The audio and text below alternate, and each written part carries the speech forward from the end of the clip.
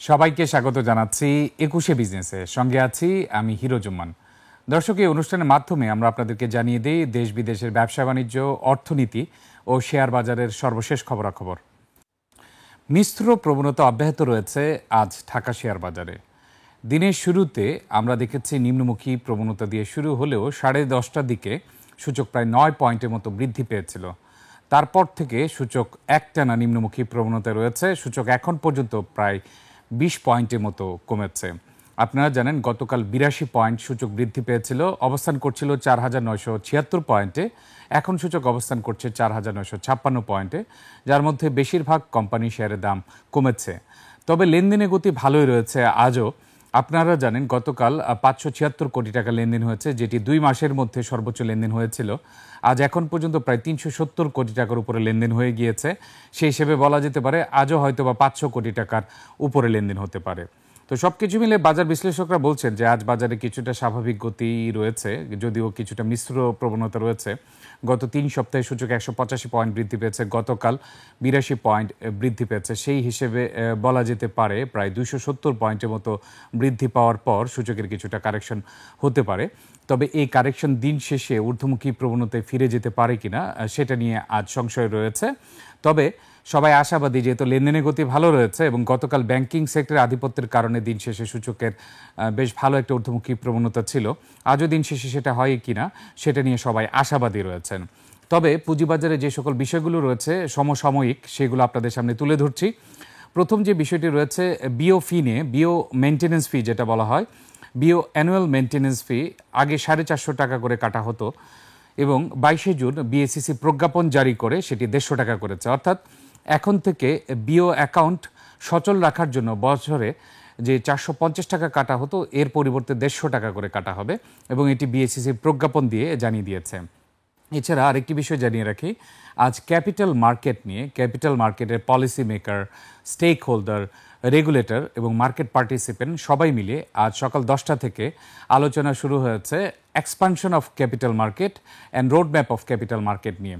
এবং এই আলোচনায় আমরা জানি DSE, BSEC, CSE, ICB chairman রয়েছে, এছাড়া সিডিবিএলেরও চেয়ারম্যান রয়েছে। এছাড়া বেশ কয়েকটি গ্রুপের শীর্ষ পর্যায়ের কর্মকর্তারা এবং মালিকরাও রয়েছেন। এর মধ্যে রয়েছে Anwar group of industries, apex footwear এবং প্রাণ আরএফএল গ্রুপ। সব কিছু মিলে এই মিটিংটি শুরু হয়েছে সকাল 10টায় এবং এই মিটিংটির মূল উদ্দেশ্য হচ্ছে পুঁজিবাজার কিভাবে সামনের দিকে এগিয়ে নেওয়া যায় সেই বিষয়ে আলোচনা করা এবং সবার মতামত শেয়ার করা এবং তা নিয়ে রোডম্যাপ তৈরি করা, কিভাবে ক্যাপিটাল মার্কেটের এক্সপানশন করা যায় এবং এই রোডম্যাপ অনুযায়ী কীভাবে পুঁজিবাজারকে স্থিতিশীল করা যায়। এই মিটিংয়ের পাশাপাশি আরও বেশ কিছু গুরুত্বপূর্ণ নিউজ রয়েছে আমাদের দেশের অর্থনীতি নিয়ে। আপনারা জানেন 35 মাসের মধ্যে সর্বনিম্ন হয়েছে মূল্যস্ফীতি। মূল্যস্ফীতি দাঁড়িয়েছে বর্তমানে 8.48, যেটি 35 মাসের মধ্যে সর্বনিম্ন। সেই হিসেবে আমরা বলতে পারি 3 বছরের মধ্যে সর্বনিম্ন মূল্যস্ফীতি রয়েছে।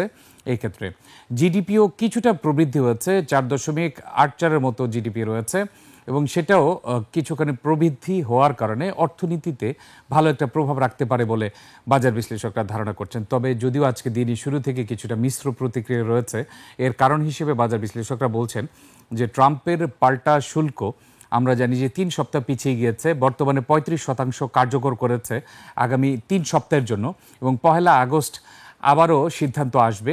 কিন্তু এর মধ্যে যে এই 35% শুল্ক কার্যকর করা হয়েছে, যা বর্তমানে ছিল 15%, এক্ষেত্রে 20% এক্সট্রা শুল্ক কার্যকরের বিষয়টি হয়তোবা সবাই পজিটিভভাবে নেয়নি। কিন্তু এক্ষেত্রে 14টি দেশকে চিঠি দেওয়া হয়েছে এইসব বিষয় নিয়ে, আপনারা জানেন। সেই পাশাপাশি বাংলাদেশও এক্ষেত্রে ভিন্ন নয় এবং বাংলাদেশ যদি ট্রাম্পের যে শুল্ক রয়েছে সেটা যদি বাংলাদেশের উপর আরোপ করে এবং অন্যান্য দেশকেও সেম হারে আরোপ করে যা আগে থেকে নির্ধারিত ছিল, সেক্ষেত্রে কিন্তু বাংলাদেশের কম্পিটিটিভ অ্যাডভান্টেজ রয়েছে, যেটা বলছেন বাজার বিশ্লেষকরা। এছাড়া আজকে আরেকটি বিষয় রয়েছে, এনবিএফআই এর ক্ষেত্রে প্রভিশনের জন্য বাংলাদেশ ব্যাংক থেকে নির্দেশনা দেওয়া হয়েছে এবং এনবিএফআই আপনারা জানেন যে প্রভিশনের ক্ষেত্রে share, bond, equity, mutual fund ও কমার্শিয়াল পেপারে বিনিয়োগ করা যাবে এবং প্রভিশনের ক্ষেত্রে 2টি নিয়ম আসলে আলোচনা করা হচ্ছে এখন। একটি হচ্ছে তালিকাভুক্ত কোম্পানির ক্ষেত্রে, আরেকটি হচ্ছে অতালিকাভুক্ত কোম্পানির ক্ষেত্রে। তালিকাভুক্ত কোম্পানির ক্ষেত্রে প্রভিশন তখনই অ্যাপ্লিকেবল হবে যখন কস্ট প্রাইসের চেয়ে মার্কেট প্রাইস নিচে চলে যাবে। অর্থাৎ কস্ট প্রাইসের চেয়েও মার্কেট প্রাইস নিচে চলে যাওয়ার পর যদি ক্ষতির সম্মুখীন হয়, সেই ক্ষেত্রে এই যে গ্যাপটা রয়েছে কস্ট প্রাইস এবং মার্কেট প্রাইসের মধ্যে যে গ্যাপ রয়েছে, কস্ট প্রাইস এবং মার্কেট প্রাইসের গ্যাপের ভিত্তিতে সেই প্রভিশন সংরক্ষণ করতে হবে।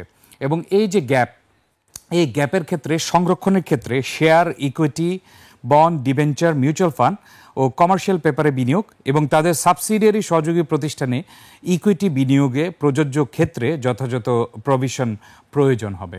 এছাড়া অতালিকাভুক্ত কোম্পানির ক্ষেত্রেও প্রভিশন রাখতে হবে, তবে এক্ষেত্রে নেট অ্যাসেট ভ্যালু এবং কস্ট প্রাইস এই দুইটির মধ্যে যত পার্থক্য থাকবে সে পার্থক্যটি সংরক্ষণ করতে হবে। আমরা আপনাদেরকে জানিয়ে দিলাম এনবিএফআই এর প্রভিশনের বিষয়গুলো। এনবিএফআই এর প্রভিশনের পাশাপাশি পুঁজিবাজারে আপনারা জানেন যে বিও মেইনটেনেন্স ফি নিয়ে কমানো হয়েছে। এছাড়া অর্থনীতির কিছু ভালো ইন্ডিকেটর রয়েছে। ৩৫ মাসের মধ্যে সর্বনিম্ন রয়েছে মূল্যস্ফীতি, প্রবৃদ্ধি কিছুটা বেড়েছে। এছাড়া পুঁজিবাজারে দৃশ্যমান কিছু পদক্ষেপ দেখা যাচ্ছে।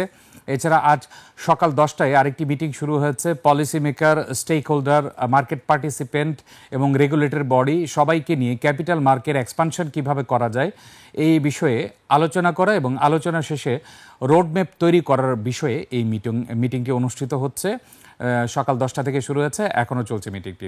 দর্শক, এখন আমরা দেখে নিব ঢাকা শেয়ার বাজারে টপ ট্রেড, গেইনার এবং লুজারের মধ্যে কারা রয়েছে এখন পর্যন্ত। আমরা দেখেছি গতকাল টপ ট্রেডের প্রথম 10টি প্রতিষ্ঠানের মধ্যে 7টিই ছিল ব্যাংকিং খাতের।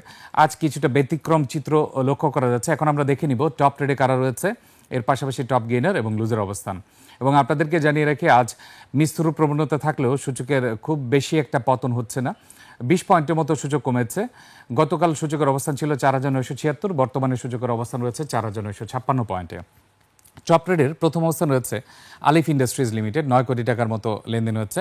ওরিয়েন্ট ইনফিউশন রয়েছে দ্বিতীয় অবস্থানে, 8.94 কোটি টাকা, অর্থাৎ 9 কোটি টাকা লেনদেন হয়েছে। তবে আজকে দেখতে পাচ্ছি ব্র্যাক ব্যাংক, সিটি ব্যাংক, বিএচএচআরই গতকাল যেগুলো টপ ট্রেডে আধিপত্য বিস্তার করছিল, লেনদেন ভালো হচ্ছিল, পজিটিভ মুভমেন্টে ছিল, আজ কিছুটা নেগেটিভ মুভমেন্টে রয়েছে। বাজার বিশ্লেষকরা বলছেন যে আসলে এটা প্রফিট টেকিংয়ের একটি অংশ। ব্র্যাক ব্যাংক এখন পর্যন্ত 8 কোটি 40 লাখ টাকার মতো লেনদেন হয়েছে, সিটি ব্যাংক 8 কোটি 35 লাখ টাকার মতো লেনদেন হয়েছে, বিএচএচআরই 6 কোটি 88 লাখ টাকার মতো লেনদেন হয়েছে এখন পর্যন্ত। তবে ব্র্যাক ব্যাংক, সিটি ব্যাংক, বিএচএচআরই দর কমলেও আমরা শতাংশের দিক থেকে দেখছি ব্র্যাক ব্যাংক মাত্র 0.71% দর হারিয়েছে, সিটি ব্যাংক 1.88% দর হারিয়েছে, বিএচএচআরই 0.61% দর হারিয়েছে। কিন্তু দর বৃদ্ধির ক্ষেত্রে আমরা দেখতে পাচ্ছি ওরিয়েন্ট ইনফিউশন প্রায় 4.5% দর বৃদ্ধি পেয়েছে, যদিও আলিফ ইন্ডাস্ট্রিজ 0.60% বৃদ্ধি পেয়েছে। এখন আমরা দেখে নিব টপ গেইনারে কারা রয়েছে। টপ গেইনারে যে সকল প্রতিষ্ঠান রয়েছে এদের মধ্যে প্রথম অবস্থান রয়েছে রিজেন্ট টেক্সটাইল, 9.09% বৃদ্ধি পেয়েছে। রহিমা ফুড দ্বিতীয় অবস্থানে 5.96% বৃদ্ধি পেয়েছে। তৃতীয় অবস্থানে রয়েছে হাইডেলবার্গ সিমেন্ট, 5% দর বৃদ্ধি পেয়েছে। চতুর্থ অবস্থানে নাভানা সিএনজি 5% বৃদ্ধি পেয়েছে। ফার্স্ট সিকিউরিটি ইসলামী ব্যাংক রয়েছে পঞ্চম অবস্থানে, প্রায় 5% বৃদ্ধি পেয়েছে এখন পর্যন্ত। টপ গেইনারে আমরা 3টি প্রতিষ্ঠানে ভালো লেনদেন দেখছি, Rahima food, Heidelberg cement, first Security Islami bank, এই 3টি প্রতিষ্ঠান ভালো লেনদেন হচ্ছে। এবং হাইডেলবার্গ সিমেন্টকে আমরা গতকাল দেখেছি প্রথম টপ গেইনার ছিল, আজও দেখা যাচ্ছে টপ গেইনারে রয়েছে। এখন আমরা দেখে নিব টপ লুজারে কারা রয়েছে। টপ লুজারে যে সকল কোম্পানি রয়েছে শতাংশের দিক থেকে কত শতাংশ দর হারিয়েছে সেটা দেখে নিচ্ছে। আজ সবচেয়ে বেশি দর হারিয়েছে 6.80%, যদিও এটি খুবই স্বাভাবিক। আপনারা জানেন 10% পর্যন্ত সর্বোচ্চ দর পতন হতে পারে। দর্শক, এর পাশাপাশি জানিয়ে রাখি আজ একটি কোম্পানি ডিভিডেন্ড ঘোষণা করেছে, গ্লোবাল ইন্স্যুরেন্স 10% ক্যাশ ডিভিডেন্ড ঘোষণা করেছে এই কোম্পানিটি। বিডি ওয়েল্ডিং রয়েছে প্রথম অবস্থানে টপ লুজারে, 6.80% কমেছে এখন পর্যন্ত। নিউ লাইন ক্লোদিং এটি 5.48% দর কমেছে এখন পর্যন্ত। অলটেক্স ইন্ডাস্ট্রিজ 4.5% দর হারিয়েছে এখন পর্যন্ত। সিএপিএম, ক্যাপএম, আইবিবিএল মিউচুয়াল ফান্ড এটি রয়েছে 4.40% দর হারিয়েছে। First prime finance mutual fund 4.27% দর হারিয়েছে। অর্থাৎ দেখা যাচ্ছে আজ মিউচুয়াল ফান্ডে টপ লুজার কিছুটা আধিপত্য রয়েছে। 5টির মধ্যে 2টি রয়েছে মিউচুয়াল ফান্ড এবং এটি দর হারিয়েছে প্রায় 4 থেকে 4.5%-এর কাছাকাছি। আমরা দেখে নিলাম টপ ট্রেড, গেইনার এবং লুজারের অবস্থান। আজ আমরা ব্যাংকিং খাতের টপ ট্রেড, গেইনার, লুজার দেখে নিব কিছুক্ষণের মধ্যে। এর পাশাপাশি আপনাদেরকে জানিয়ে রাখছি আজ শেয়ার বাজারে যে প্রবণতা রয়েছে এটি খুবই স্বাভাবিক প্রবণতা রয়েছে। এখন পর্যন্ত লেনদেনের পরিমাণ প্রায় 380 কোটি টাকা ছাড়িয়ে গিয়েছে, সূচক 20 পয়েন্টের মতো কমেছে। গতকাল যে লেনদেন হয়েছিল এটি 2 মাসের মধ্যে সর্বোচ্চ লেনদেন হয়েছিল, শেষে বলা যেতে পারে আজও 500 কোটি টাকার উপর লেনদেন হতে পারে। ব্যাংকিং খাতের টপ ট্রেড আমরা দেখে নিচ্ছি। ব্যাংকিং খাতে টপ ট্রেডে BRAC bank, City Bank, Islami bank, First Security Islami bank, IFIC bank রয়েছে এবং এর মধ্যে আমরা জানি ইসলামী ব্যাংক গত সপ্তাহে প্রায় 25% বেশি বৃদ্ধি পেয়েছিল। এছাড়া ব্র্যাক ব্যাংক, সিটি ব্যাংকও ক্রমান্বয়ে কিছুটা বাড়ছে। ফার্স্ট সিকিউরিটি ইসলামী ব্যাংক এই প্রথম দেখা যাচ্ছে টপ ট্রেডেও রয়েছে এবং আমরা টপ গেইনারেও দেখেছি। আইএফআইসি ব্যাংকেও আজ দেখা যাচ্ছে টপ ট্রেডের অবস্থান রয়েছে এবং আজ ব্যাংকিং খাতে টপ রেটে ব্র্যাক ব্যাংক 8.5 কোটি টাকার মতো লেনদেন হয়েছে, সিটি ব্যাংক 8.5 কোটি টাকার মতো লেনদেন হয়েছে, ইসলামী ব্যাংক 5 কোটি টাকার উপর লেনদেন হয়েছে, ফার্স্ট সিকিউরিটি ইসলামী ব্যাংক 3 কোটি 20 লাখ টাকার মতো লেনদেন হচ্ছে, আইএফআইসি ব্যাংক 2 কোটি 60 লাখ টাকার মতো লেনদেন হয়েছে। এছাড়া ব্যাংকিং খাতে টপ গেইনার এবং লুজার কারা রয়েছে সেটা আমরা দেখে নিচ্ছি। ব্যাংকিং খাতে টপ গেইনারে যে সকল প্রতিষ্ঠান রয়েছে, আজ প্রথম অবস্থানে রয়েছে ফার্স্ট সিকিউরিটি ইসলামী ব্যাংক, দ্বিতীয় অবস্থানে আইসিবি ইসলামী ব্যাংক।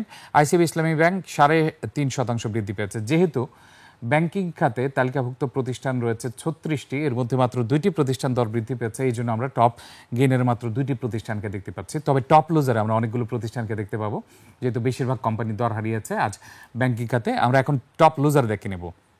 টপ লুজারের প্রথম অবস্থানে রয়েছে ইসলামী ব্যাংক, প্রায় 4% দর হারিয়েছে আজ। সিটি ব্যাংক রয়েছে দ্বিতীয় অবস্থানে, 1.88% দর হারিয়েছে। ইস্টার্ন ব্যাংক লিমিটেড রয়েছে তৃতীয় অবস্থানে, 1.65% দর হারিয়েছে। আইএফআইসি ব্যাংক রয়েছে চতুর্থ অবস্থানে, 1.56% দর হারিয়েছে। এনআরবিসি ব্যাংক রয়েছে পঞ্চম অবস্থানে, 1.43% দর হারিয়েছে। এখন পর্যন্ত সবকিছু মিলে টপ লুজার ওয়াচ লেনদেনে ভালো ভারসাম্য রয়েছে। ইসলামী ব্যাংক 5 কোটির উপর লেনদেন হচ্ছে, সিটি ব্যাংক 8 কোটি 35 লাখ টাকা লেনদেন হচ্ছে, ইবিএল প্রায় 2 কোটি টাকা লেনদেন হচ্ছে, আইএফআইসি ব্যাংক 2 কোটি 60 লাখ টাকার মতো লেনদেন হচ্ছে। শুধুমাত্র এনআরবিসি ব্যাংক 60 লাখ টাকার মতো লেনদেন হচ্ছে। সব কিছু মিলে বাজারে কিছুটা মিশ্র প্রবণতা রয়েছে, তবে লেনদেনের গতি ভালো রয়েছে। যে কোনো সময় যদি ব্যাংকিং সেক্টর এবং হাইলি ক্যাপিটালাইজড যে সেক্টরগুলো রয়েছে একটু মুভ করে, তাহলে দিন শেষে হয়তো বা ঊর্ধ্বমুখী প্রবণতায় দেখা যেতে পারে, যেহেতু বাজারে এখন নেতিবাচক কোনো নিউজ নেই এবং সবগুলো ইন্ডিকেটরই ভালো রয়েছে। সব কিছু মিলে বাজার কিছুটা আস্থাশীল অবস্থায় ফিরছে।